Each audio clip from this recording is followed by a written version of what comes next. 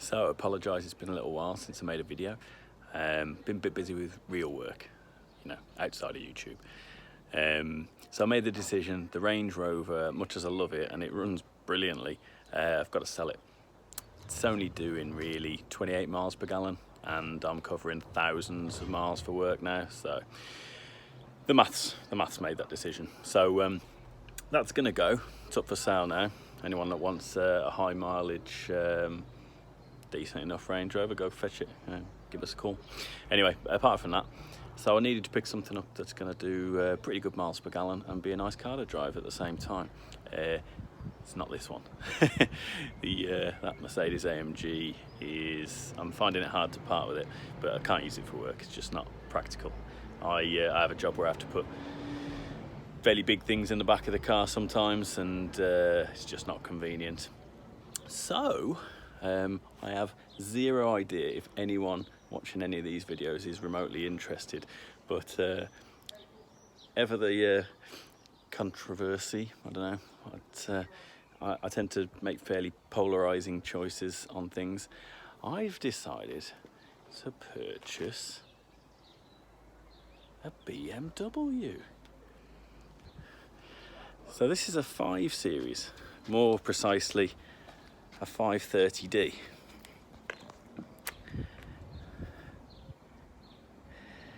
Can you guess what it used to be?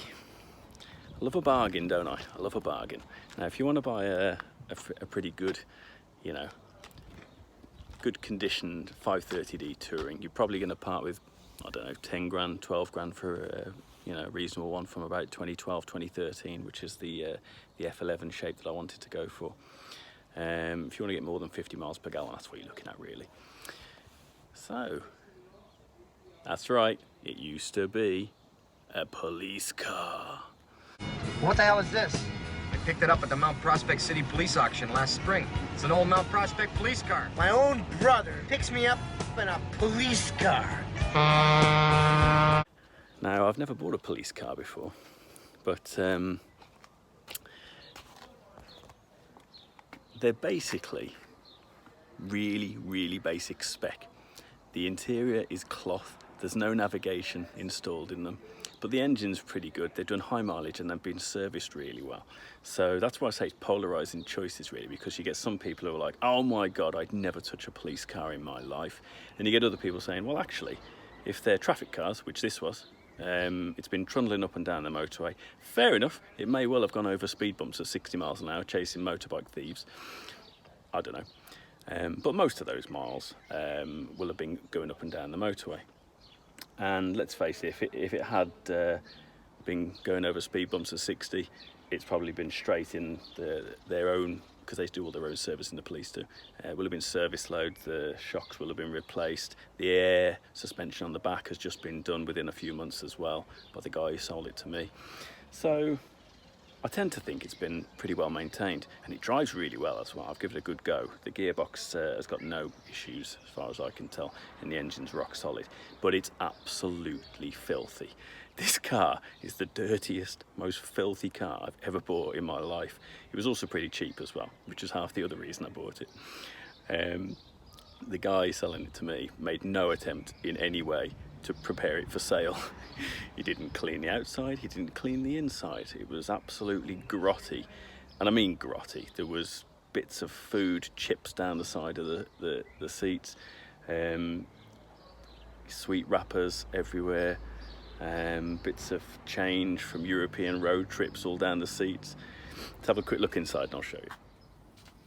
So I've given it a little bit of a hoover. Oh God, yeah, look at these things. I hate these. I don't know whether people like these or not, but these flipping, I don't even know what you call them, the things that people put on the seat belts. Gross. Fabric seats all round. It's the 8-speed ZF gearboxes. Plenty of power in this car. It's got paddle shifters and all the rest of it, but a very well-worn steering wheel. Loads of the centre dash was, there's an old sticker here from the police that used to be there. I'm going to see if I can get that off. So long story short, because this was so cheap, what I'm intending to do is rip all of the seats out, get a nice leather interior and install it. I've already started just pulling the back seats off just to see what was down there. These cloth seats are pretty grim, and also being a police car, God knows what they've absorbed from people bleeding and throwing up in the back over the years. So I'm going to pull all this thing out, give the carpet a damn good clean and install a nice leather interior. That's the plan anyway. It's a handy little feature with the Tourings.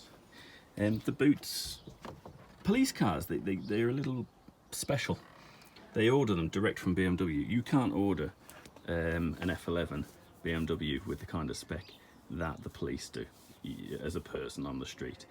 They've got weird wiring direct from BMW, and then once the police mechanics get their hands on it, they wire all sorts of weird things. I've already found a cable for the ANPR, that's the automatic number plate recognition system. You can tell here it's been well worn and wired all sorts of craziness. Inside there's a wiring loom for God knows what. In the top of the boot just up here, I don't really know what day off and night is. Some sort of LED lights things for when they're stopped on the motorway, I don't know. So I need to get hold of the retractable parcel shelf load cover, because it didn't come with one as well. And I'm getting a nice fitted rubber boot cover, because I like them anyway. Got one in the Range Rover. It's Alpine white, this one is, but the guy, I only really discovered this, I must admit, my own pre-purchase inspection was a bit lacking on this one. I was looking for important things like suspension, engine, and things that might fall off it. And I wasn't really paying an awful lot of attention to the paintwork, because I knew the paintwork would need some attention. There's lots of little marks on it, and if you look down under here, there's a little, and there's a little scuff on the bumper here, but I thought stuff like that is just cosmetic. I can sort that out later on. What I want is a good quality, well-built car that's going to be powerful on the motorway and also be comfortable to drive and have loads of space in the back, and that's kind of what I got.